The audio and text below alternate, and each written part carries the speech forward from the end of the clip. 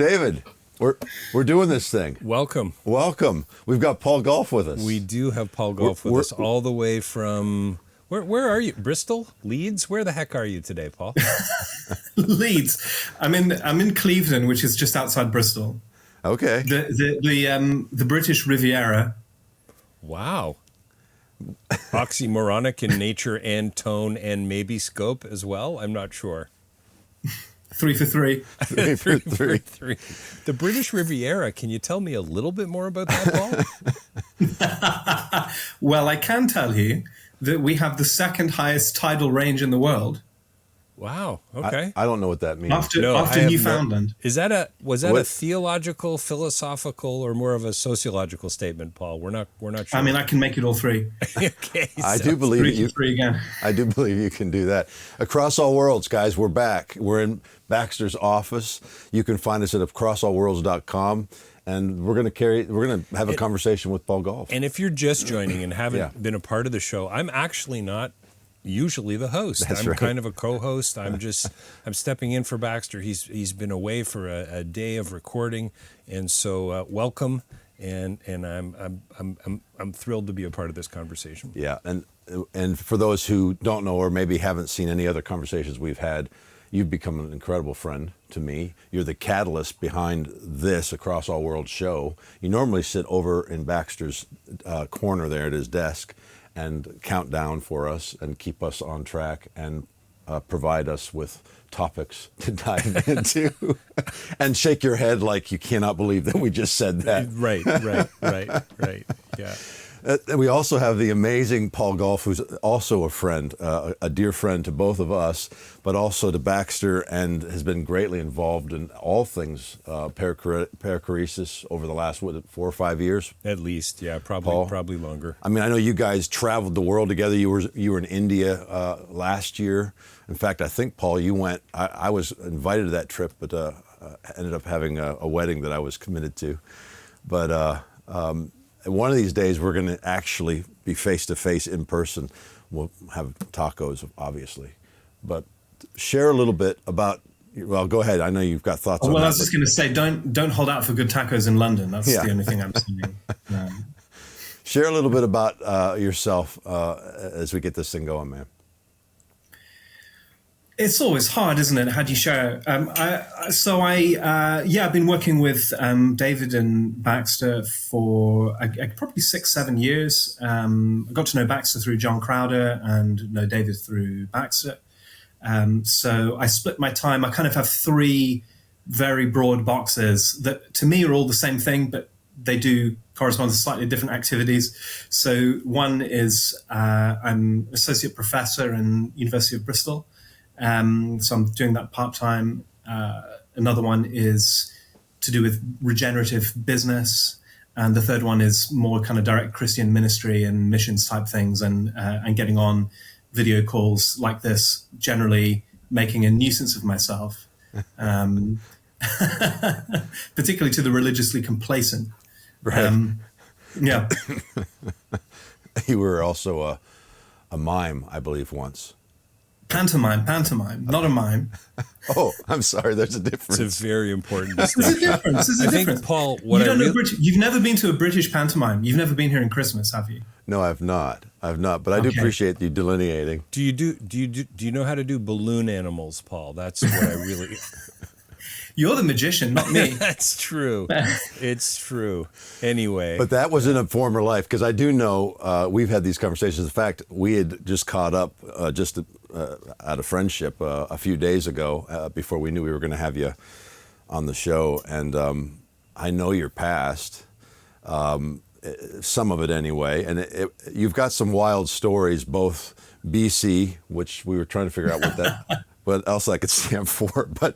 But and then afterwards as well, I think some of the conversation that we were having the other day that maybe we dive into is what we're awakening to coming into the experience of the love of God, that charismatic, probably the world that you were raised in, and then this Trinitarian revelation, this Trinitarian faith. That the conversation we had was how much fun it was to have Baxter and John in the same space. because they're so varied, so different in their backgrounds. But I know you have a past. Like, share a little bit about. Paul, can I just add a footnote to that? You used the phrase religiously complacent. Can we revisit that before this episode ends? Because I just want to unpack that a little bit. I'll be honest with you, Paul, I think, Jason, you guys know me well enough to know these types of conversations make me very uncomfortable, right? Especially on camera. Especially on camera, right? Am I going to be misrepresented? Will people understand the words that we use, the concepts? Oh, what about the baggage we bring to the table and so on? And I just think that's so important to and it's really hard to lay that out, right? Because we've all got the truckload behind us, no matter who we are, right? No matter what David Dark says, life is too short to pretend you're not religious, right? So anyway, Paul, I'd love to revisit that if we can, and if it's not in this episode, maybe another one. No, that's great. Well, here's an opener for you, which hopefully you'll like, David. I was thinking about the Nativity, Christmas. I mean, not just because of Christmas pantomimes, which if anyone's been to a British Christmas pantomime, you'll know it's not a mime like the kind of white face, white gloves kind of mime thing. That's not it. You can go look it up. But at the Nativity, it really struck me one day that we make a big deal about getting all of our ducks in a row in terms of being rational and logical and right. But actually, at the birth of Christ, it was the magicians that got there and the logicians weren't anywhere to be seen, right? So for where we put a great deal of emphasis on logic, actually, at least in the Christmas story, magic is a little more appropriate. And not just in the Disney way either. Right. So mystery over mathematics. Yeah, mystery over mathematics. I think it's the language of the heart preceding the language of the head. Wonder, experience, all those kind of things, encounter. I think we can get a friend of mine, back to the religiously complacent point, a friend of mine once described the condition of the Western Church, or not all of the Western Church, but a fair amount of it, as cognitive Protestantism or cognitive evangelicalism. Was a phrase that he came up with. That it's just like getting everything right on paper, right, in an abstract way, in an intellectual way, but actually having no real life or no substance. I like to say, truth in the Greek, we've got the Spirit is called the Spirit of Truth. Jesus says, I am the truth. But that word truth in the Greek, aletheia, means reality. It's not just truth in a sort of abstract, formal sense. It's truth that you live. I like to say truth bleeds when you bite into it. And that's the incarnation. That's Jesus. And that's real, immediate, present tense, experiential reality, which includes the kind of logical and abstract as well. But I think that a lot of our conversations, and I used to live in a Bible college, for 6 years I lived in a Bible college. A lot of the conversations are so sort of disconnected from reality. And so I think that we always want to have, certainly I always want to have I want a gospel that works in every situation. And I want a gospel that means something at ground level, not just as a sort of intellectual abstraction. Although, as I say, I'm a university professor, so we can do the intellectual abstraction as well. Right. But it's not. I think that's not where it lies. I love the way you put it, Jason. A lot of the time, you talk about relational theology. If Jesus is the truth, then the truth is a person, and that means that the kind of truth Jesus is talking about is personal and therefore relational, right? Yeah. Hey guys, this is Baxter Kruger here. I'm with my friend Jason Clark. We have an ongoing conversation about all things Trinitarian, about the real meaning of the death of Jesus, the practical side of living the Christian life in union with Jesus and in the union with us. And this is ongoing. It's been quite beautiful. We've got well over 60 or 70 episodes recorded so far, but welcome, come join us. Let's get to the conversation. Paul, years ago, I talked about in a paper that I wrote back in my philosophical days or my academic days, this notion of relational logic. Obviously, poking the bear a little bit, what's relational about logic? I remember a professor of mine saying, David, you need to divorce all logical statements from context. Well, how the heck do you do that? Right. I mean, that's not even possible. So would you say that 2 + 2 = 5 for you every now and then? Yeah, every now and then I think it does, doesn't it? For sure. I think we share the same suspicion of analytic philosophy, David. Yeah. Yeah, I would. Too much algebra makes Jack a dull boy. Well, this is there you go. Thomas J. Ord has that phrase, the logic of love. Right. Which, right. Well, you know where I went, just to come around, just to play a little bit of fun, have a little bit of fun here, is the U2 line from, I think it's from Miracle Drug, love and logic keep us clear. Yeah. And every time I hear that line, which is, often enough, I suppose, I'm not sure I totally agree. I think love brings the clarity. Yeah, I agree. I think maybe logic brings some of the structure. So in a sense, I guess it provides clarity, I suppose. But if we're going to presuppose relationship, and by the way, we haven't talked at all about your past yet, Paul, which I love, but we're going to get to that. We're going to get to your story, I promise. Well, I think. Oh, go ahead, Paul. You got something? No, you carry on. Well, in light of what we're talking about, and even the conversation that we had the other day on the phone, where especially those of us, but we talk about this, and I know some of your past, the experiences that we've had with the love of God throughout our lives, the ones where the hair rises on your, whether it's experiencing Him through art, through film, or for me, growing up in the charismatic expression, I would experience Him often in these services, profoundly. And we were talking about, the falling out in the Spirit, these moments of profound awareness of this logic of love that is transcendent, but also the reality that the gospel message that has often been connected to that, almost at times, it's a separation-based message, right? And so, what we were talking about, you were just in a meeting where you could say that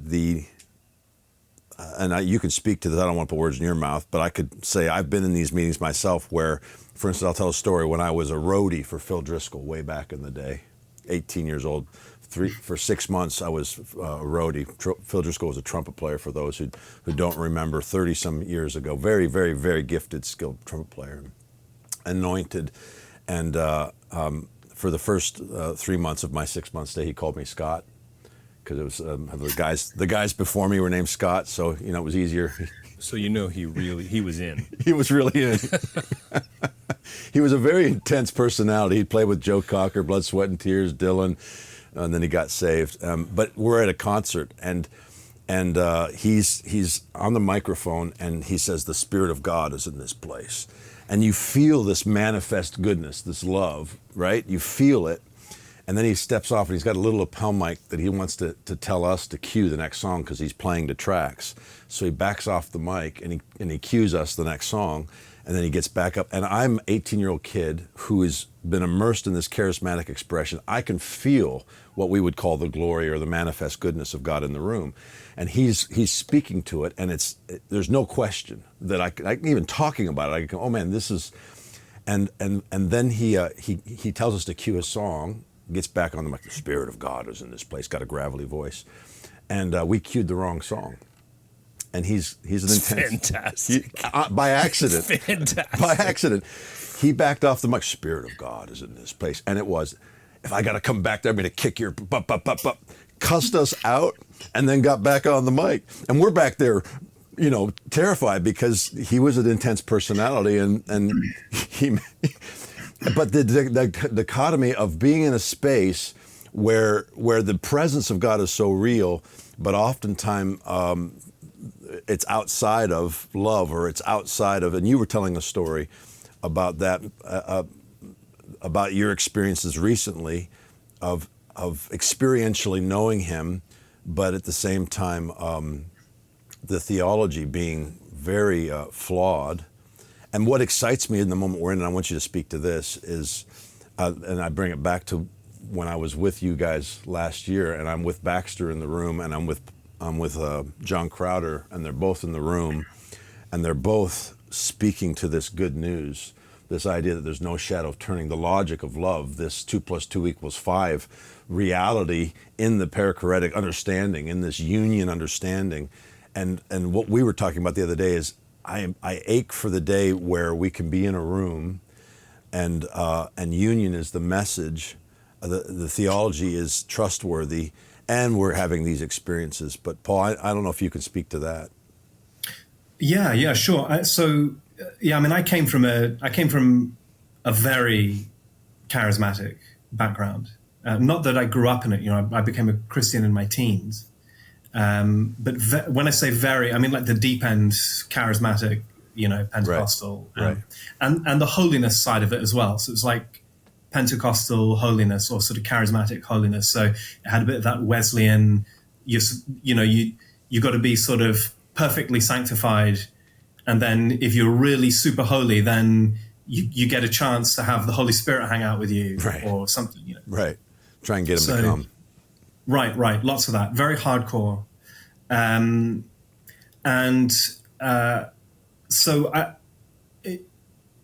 I've got a whole set of stories from that time of my life that a lot of it was very intense. It was very works driven, I would say. When I was at university, I was in a Calvinistic church. They called me the free will heretic because I was never into this Calvinism thing, right. God choosing some people and rejecting others. Right. Couldn't ever get on board with any of that. But I was really inspired by Charles Finney, the American revivalist, and he would say, I read his autobiography. It's one of his first books. It's his journal, actually, one of the first things I read as a Christian. And he talked about revival, and by revival he meant mass awakenings to the Christian faith, mass right. conversions. Revival is merely the natural result of the correctly applied means, is what he would say. And those correctly applied means consisted of praying for as hard and as long as you can before every meeting. And if right. that meant 8 hours, you do it 8 hours. Right. Right.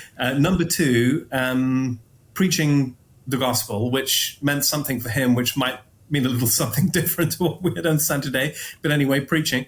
Actually, for him, he was preaching agency. It was interesting because at that time, everybody was really into the Calvinist thing in the wake of George Whitfield's ministry. And he said they would sit in churches and pray that God would convert them, but they would never know whether or not they could be converted because only God can do the converting because it's all on his choice, So, well, you better just pray and hope that you're one of the saved and not one of the damned, but you can't make that happen. Right. So he was really against this too. So I liked him, but he would preach and say to people, no, you need to get with the program now, effectively. So he had this very immediate thing. And the third one is he just said was going in and doing these meetings and then going and visiting people house to house, having one-to-one conversations. So he said, every city I went to, I just did the same thing. And then this is what happened. There were mass conversions and all the rest. So we had this thing of, well, God wants to move. He loves people. He wants to bless them. But why isn't that happening? Well, it's not happening because we're not getting with the program. So somebody needs to do something in a kind of intercessory way, which qualifies us to be conduits or recipients or something of the grace of heaven. And then that's the way in which the kingdom is going to grow, or people are going to become Christians or what have you. Very much it's a holiness, kind of Wesleyan, Finian, revivalist type thing. So it was very hardcore because the pressure's completely on you. Right. If nothing's happening the way it's supposed to, in scare quotes, then, well, it's your fault, right? So we'd say everywhere Jesus went, he healed everybody. So if you're not healing everybody, it's obviously your fault because Jesus is the same today. Right. He wants to heal them. If he's not healing them, it's because you haven't prayed enough or fasted enough, or you've got some sin in your life or something like that. So it was super boom and bust. But having said that, I did see God turn up and do extraordinary things. Right. But most of the time it was ultra stressful, raise your blood pressure for you step 1 foot wrong and the whole thing is going to disappear, Yeah. This is. So that was sorry, go on. Yeah. No, I was going to say, are you familiar with this? Well, yeah. I mean, the charismatics scare me to death, just for the record, right? Based on my history and my tradition and what I grew up in, a very brethren tradition, a very conservative tradition, certainly theologically, and also just in how they presented themselves, if that makes sense. By the way, they scared me too, even when I was in the meeting. Right. So listen, after all these years of growing up in it, pushing back against it, rebelling on certain levels and not others, and studying philosophy and buying into, the gospel according to Nietzsche and so on, I still can't even hear you talk, Paul, without being triggered on some level. And you and I are friends. That's why I said it to you, too. Yeah. Like I'm going, okay, you know what? Maybe I can just exit stage left here on this conversation. But this is where the conversation's about to shift. Of course it is. Let me shift it. Let me tell you a good story. Come on. You're not going to believe this, Paul, but we've only got about 6 minutes left in this episode. So we're going to have to carry this over into... Well, I'll tell you a good story that will happen within 6 minutes. There we go. Here we go. Well done. This was a few years ago. Clearly the Spirit of God is moving. Pre-COVID, few years, at the time, a lot of what I was doing was cross-cultural mission and kind of revival meetings. So I'd get invited around, and it would be worship, praying for the sick, and just any prayer for people, actually, not necessarily just praying for the sick, and kind of helping people get opened up to hearing the voice of God. And by that I mean just helping them experience it, different kinds of things, having sort of pictures, visions, dreams, or just following senses, intuitions, sort of just basic 101 spiritual things, right? Yeah, this is the relational stuff you're talking about. Sorry? From a relational perspective. Relational, yeah. Yeah. And I was in a church, and they'd asked me to teach on practical prophecy. How do we get better at listening to God, basically? We don't feel like we ever hear God. How do we get better at doing that? So I'd done a few sessions of teaching, Bible teaching and some, practice and things. And then that was the Friday and the Saturday. And then the Saturday evening was going to be just a worship time and then an open meeting. We didn't really have a plan for it. It was in quite a big Anglican church. And I remember in the evening meeting, something just happened in the room. And I felt like I get this feeling sometimes where it's a bit like you catch a current underwater, or you feel something that's moving. And I've learned to just kind of yield to that, relax back into it. And anytime that happens, then interesting things happen in the room. It's the only way I can put it. Right. And that began to happen. And I really started feeling, it felt like a real sort of bubbling up of joy, of being inebriated, but in my kind of slightly in a kind of half trance state. And I'm standing up the front of the room. I'm supposed to preach, but I don't want to preach. I just kind of want to stand there and let things happen. And then I had a radio mic. I started talking. I don't remember what I was saying, but at some point I noticed that there were some kids sitting at the back who were playing with their phones, and they weren't really paying attention. And I thought this was kind of funny. And before I knew it, I found myself walking down the aisle in the middle of this big Anglican church. I still had the radio mic, and I carried on preaching, and I was walking slowly down towards the back of the church. And as I was going, I thought, well, I've started walking, I'll just keep going. So I just kept going, and I walked out the back of the church, walked out the door.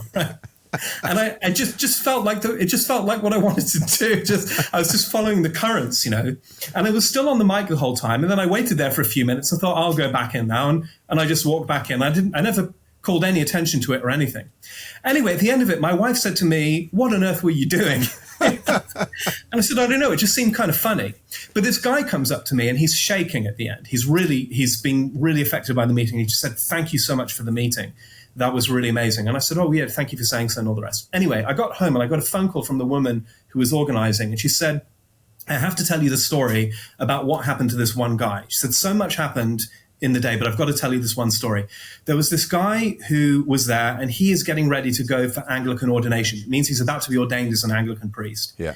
And he had never encountered anything like this before, and he really enjoyed all the teaching stuff. But when it came to the Saturday evening, he was really, like, people laughing or all of that, it really bothered him." Right. And she said he was sitting in the pew And he was silently praying, God, I don't think any of this Holy Spirit stuff is real.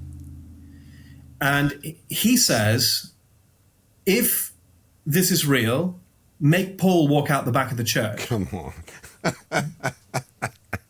This is 2 + 2 = 5 right here. Yes, or just a really good magic trick. I'm not sure which. I love you. So anyway, he's the guy who came up at the end, I was thinking, well, I didn't hear anything say walk out the back of the church. I was just I caught like at this current, that feeling of that moving of the Spirit. It always makes me think of Jesus. He says the wind blows where it pleases. You can't tell what it's going to do. Yeah. That's what it's like being of the Spirit. And that's what it felt like that day. And at least in that one instance for that guy, that was like a real immediate direct answer to prayer for him in that moment, which was an honest question about, is this just hype? Is this just, natural or crazy or whatever? Right. Or is this really a Holy Spirit thing? Yeah. And so but I know whenever I've got that sense of being in that flow, that kind of stuff always happens. I've never had a moment where something like that hasn't. I've had other times where that I haven't felt that, or I have, and people kind of have testimonies of what they feel has happened in a meeting or in a conversation, one way or another. But the few times I've had that kind of experience, something always happens, and it's always something extraordinary. And so that's what causes me, because David and I, we've talked a fair bit about this, and I think my natural propensity is to be kind of skeptical, critical. I know how easy it is to manipulate and share those same misgivings. But when I've kind of experienced it for myself, it's almost, well, I'm as amazed as anybody else. It's the response of union that we're describing, which we're going to have to pause and pick up in the next episode. But this is a lot of fun. Paul, I just wanted to say, Scott and I are really looking forward to continuing this conversation with you. We'll see you guys in the next episode. Thanks, guys. See you.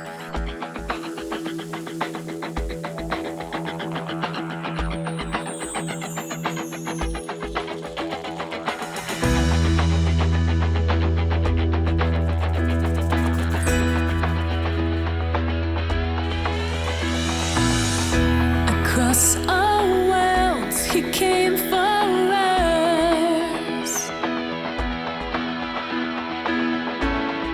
We